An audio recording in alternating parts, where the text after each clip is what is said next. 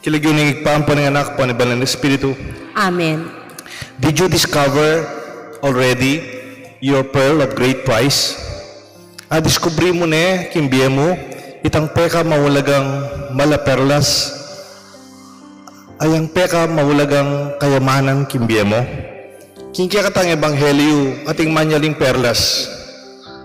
Anyatang ikit na itang peka malaperlas, pisali na kaning gampi banjana at seli na itang perlas sa ito. Makanya niya naman tang mantun kayamanan, mantun treasure, looking for a treasure. O takul-kul na king meto nga gabun. Itang kayamanan at tsuketang gabun na ito. Timbakan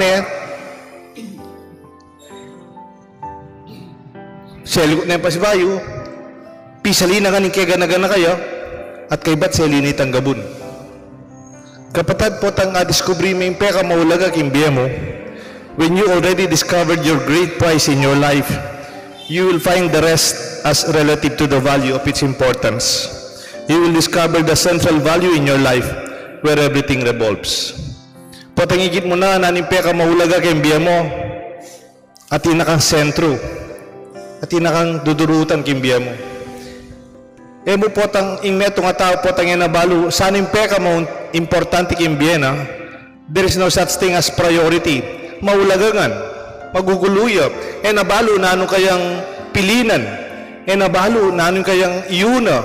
He does not and cannot identify his priority.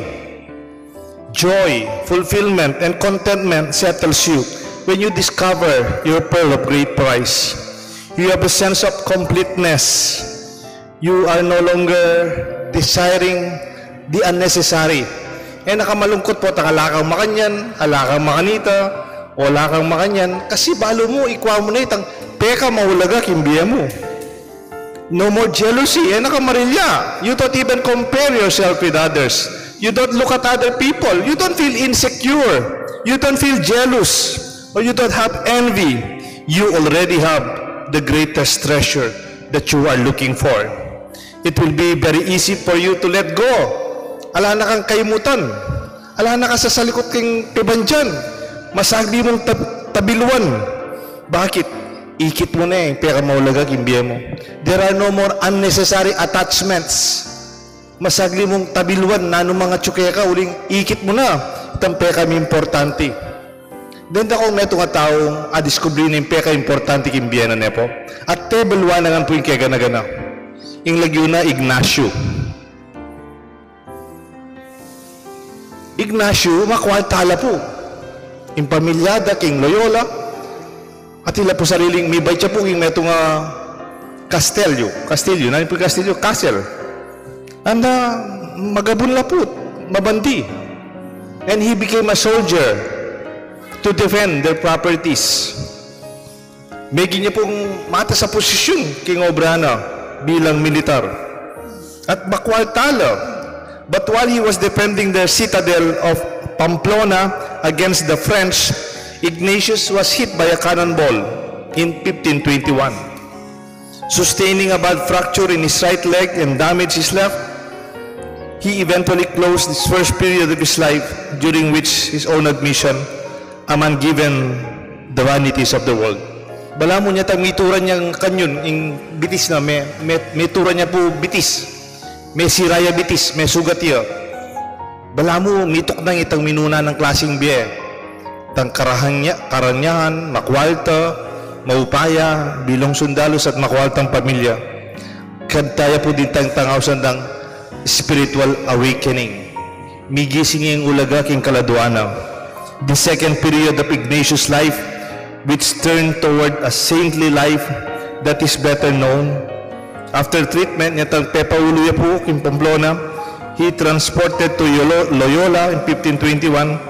Then the condition became serious at lalo ya pong may seryoso pala sugat na. Kailangan niyang maopera. At nitang maopera bitis bala na matene. The result of the convalescence of many weeks, uling manuluya po, he was confined in a hospital for many long time. Bali po ng milyare, he read the life of Christ and a book on the lives of saints, the only reading material available in that castle. Mi patago nung nuya manulo at wala ring libro nga available. The life of Christ and the lives of saints. Kayang pamamasa, he was profoundly moved and attracted to the lives of the saints and imitated this life in order to do penance in his sins in 1522. Ignatius bade goodbye and farewell to his family and went to Montserrat, a place of pilgrimage in northeast of Spain. He spent 3 days confessing his sins and his whole life. Dahil po nang gawa na, kitang imahin ng Birhen Maria, he hung his sword and his dagger near the statue of the Virgin Mary as symbols that he abandoned and gave up and surrendered his ambition and cloth of success and pride and clothed himself in sackcloth. Kanya mana punitan marangyaya, powerful ya, pero nantang may sugat ya, may hospital ya, akilala ni Kristo, akilala ng Ore Santo, at likwanangan, likwanan yung pamilya ng makwalta.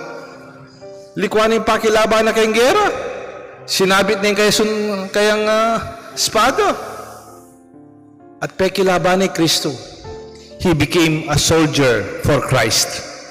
When Saint Ignatius discovered Jesus, the pearl of great price in his life, he gave up everything. In fact, after that, with few companions, he founded and established the Society of Jesus. And he called his companions Jesuits. Baluya po yung Ateneo de Manila.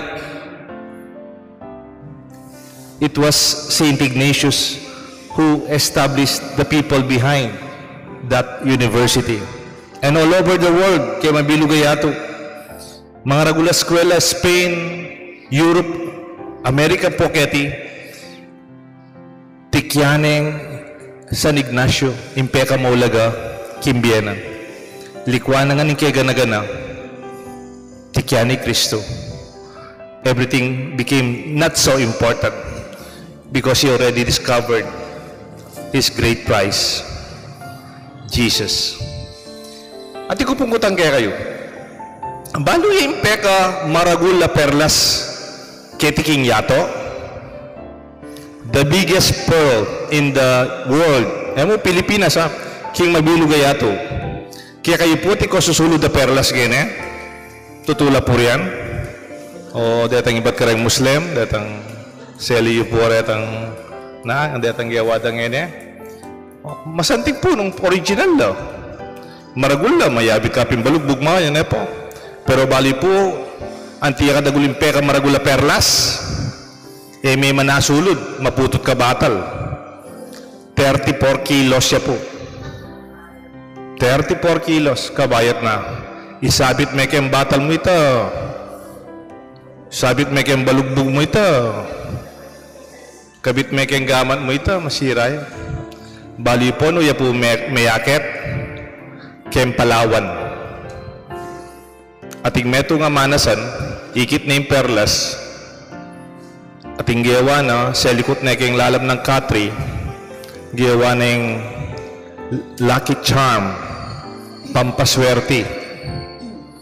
Sa likot na mo, kayang lalab ng katri, nabalo, na ano yung ulagana, namambalong perlas siya. And for more than 10 years, sa likot na po ito, lalab ng katri. Anya nga diskubride, bali po magkano ya po itang tutugturuan ng kay lalam katring swerting sabihan ng lucky charm, itang 34 kilos, $130 million. When you discovered your pearl of great price, everything becomes less important. Poto nga diskubri may peka maulaga kimbiya mo na no mga tingkangeni pwede mo nang tabiluan. Ako sasabihan dapat yan tutong perlas yung kaya kang tatal na namal na sana kimbiya tamo baluta mo nung nino, nung sano, nung nano yung peka maulaga kaya katamo. nakamigaga na ka, nakatatakot, nakamarilya. You don't even feel insecure. And you have nothing to prove. Bakit? You are already keeping in your life your pearl of great price. May we discover our true treasure in our life. May God bless us all. The Father, the Son, and the Holy Spirit.